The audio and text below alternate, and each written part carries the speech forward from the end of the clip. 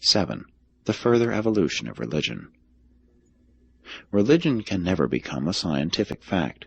Philosophy may indeed rest on a scientific basis, but religion will ever remain either evolutionary or revelatory, or a possible combination of both, as it is in the world today.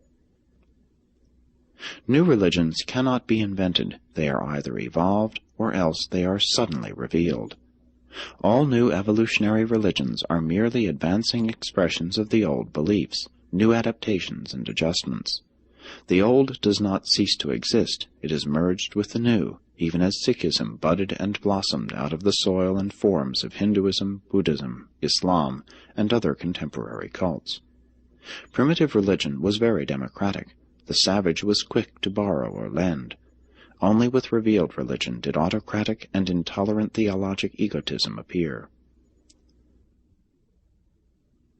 The many religions of Urantia are all good to the extent that they bring man to God and bring the realization of the Father to man.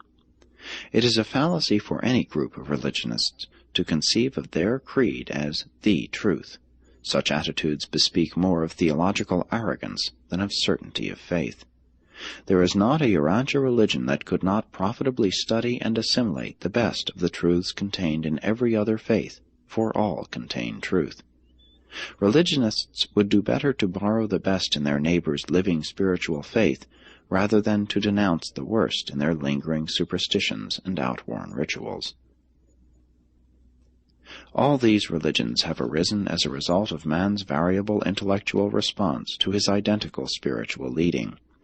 They can never hope to attain a uniformity of creeds, dogmas, and rituals. These are intellectual.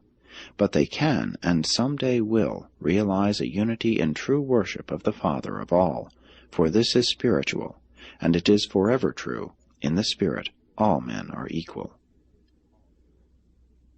Primitive religion was largely a material value consciousness, but civilization elevates religious values, for true religion is the devotion of the self to the service of meaningful and supreme values. As religion evolves, ethics becomes the philosophy of morals, and morality becomes the discipline of self by the standards of highest meanings and supreme values, divine and spiritual ideals. And thus religion becomes a spontaneous and exquisite devotion, the living experience of the loyalty of love.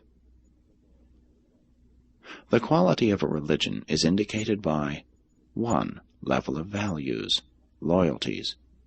2. Depth of meanings, the sensitization of the individual to the idealistic appreciation of these highest values. 3. Consecration intensity, the degree of devotion to these divine values. 4. The unfettered progress of the personality in this cosmic path of idealistic spiritual living, realization of sonship with God, and never-ending progressive citizenship in the universe.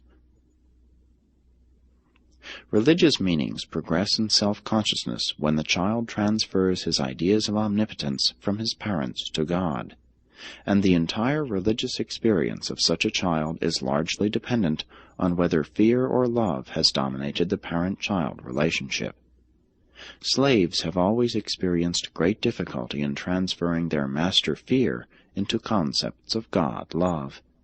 Civilization, science, and advanced religions must deliver mankind from those fears born of the dread of natural phenomena, and so should greater enlightenment deliver educated mortals from all dependence on intermediaries in communion with deity. These intermediate stages of idolatrous hesitation in the transfer of veneration from the human and the visible to the divine and invisible are inevitable, but they should be shortened by the consciousness of the facilitating ministry of the indwelling divine spirit. Nevertheless, man has been profoundly influenced, not only by his concepts of deity, but also by the character of the heroes whom he has chosen to honor. It is most unfortunate that those who have come to venerate the divine and risen Christ should have overlooked the man, the valiant and courageous hero, Joshua ben Joseph.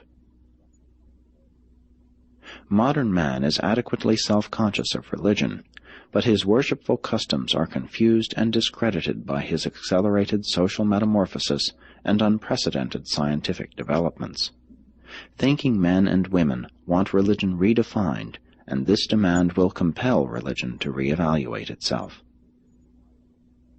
Modern man is confronted with the task of making more readjustments of human values in one generation than have been made in 2,000 years, and this all influences the social attitude toward religion, for religion is a way of living as well as a technique of thinking. True religion must ever be, at one and the same time, the eternal foundation and the guiding star of all enduring civilizations. Presented by Melchizedek of Nebadon.